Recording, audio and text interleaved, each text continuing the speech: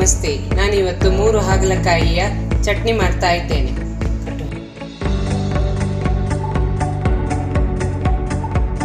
ಮೊದಲಿಗೆ ಉಪ್ಪನ್ನು ಹಾಕಿಕೊಂಡು ಚೆನ್ನಾಗಿ ಕಲಸಿಕೊಳ್ಳಿ.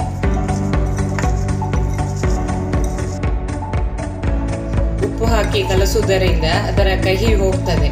ಹೀಗೆ 10 ನಿಮಿಷ ಉಪ್ಪಲ್ಲಿ 4 ಚಮಚದಷ್ಟು ತೆಂಗಿನ ಎಣ್ಣೆ ಹಾಕಿಕೊಳ್ಳಿ. ನಂತರ ಉಪ್ಪು ಹಾಕಿಟ್ಟಿದ್ದ ಹಾಗಲಕಾಯಿಯನ್ನು ಹಿಂಡಿಕೊಂಡು ಬಾಣಲೆಗೆ ಹಾಕಿಕೊಳ್ಳಿ.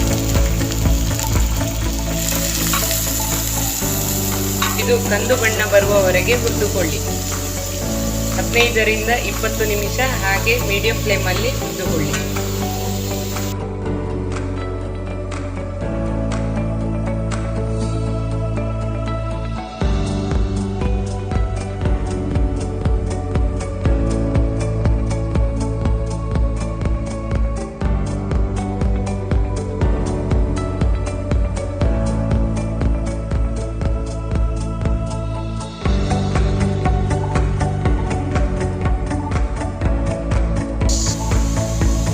ಮಿಕ್ಸಿ ಜಾರಿಗೆ 1 ಬೌಲ್ ತೆಂಗಿನಕಾಯಿ, 4 ಒಣಮೆಣಸು, ರುಚಿಗೆ ತಕ್ಕಷ್ಟು ಹುಣಸೆ ಹುಳಿ, ರುಚಿಗೆ ತಕ್ಕಷ್ಟು ಉಪ್ಪು ಹಾಕಿಕೊಂಡು ತರಿತರಿಯಾಗಿ ನೀರು ಹಾಕದೆ ರುಬ್ಬಿಕೊಳ್ಳಿ.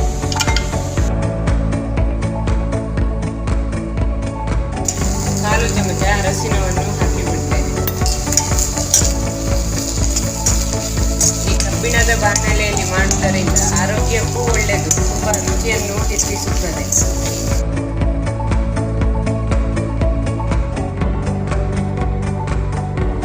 ಈ ಥರ ಎಣ್ಣೆಯಲ್ಲೇ ಫ್ರೈ ಮಾಡಬೇಕು. ಈ ಥರ ತಿನ್ನುವಾಗ ಕುರುಕುರು ಅಂತ ಆಗ್ತದೆ. ನಂತರ ಇದನ್ನು ಆಫ್ ಮಾಡಿಕೊಂಡು ರುಬ್ಬಿದ ಮಿಶ್ರಣವನ್ನು ಹಾಕಿಕೊಳ್ಳಿ. ಚೆನ್ನಾಗಿ ಮಿಶ್ರಣ ಮಾಡಿಕೊಳ್ಳಿ.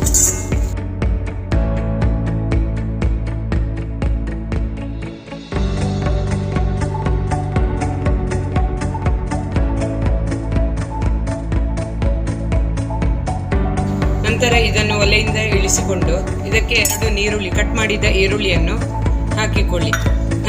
ನಂತರ 5 ರಿಂದ 6 ಗಾಂಧಾರಿ ಮೆಣಸು ತೆಗೆದುಕೊಂಡಿದ್ದೇನೆ. ಇದನ್ನು ಹಾಕ್ಕೊಂಡು ಮಿಶ್ರಣ ಮಾಡಿಕೊಳ್ಳಿ. ರುಚಿಗೆ ಎಷ್ಟು ಖಾರ ಬೇಕು ಅಷ್ಟು ಹಾಕಿಕೊಳ್ಳಿ.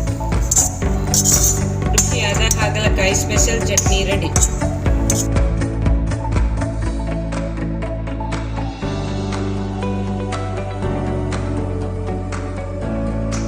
ಇದನ್ನು ಕುಚ್ಚಲಕ್ಕಿ ಗಂಜಿಯ ಜೊತೆ ತಿನ್ನಲು ಬಹಳ ರುಚಿ.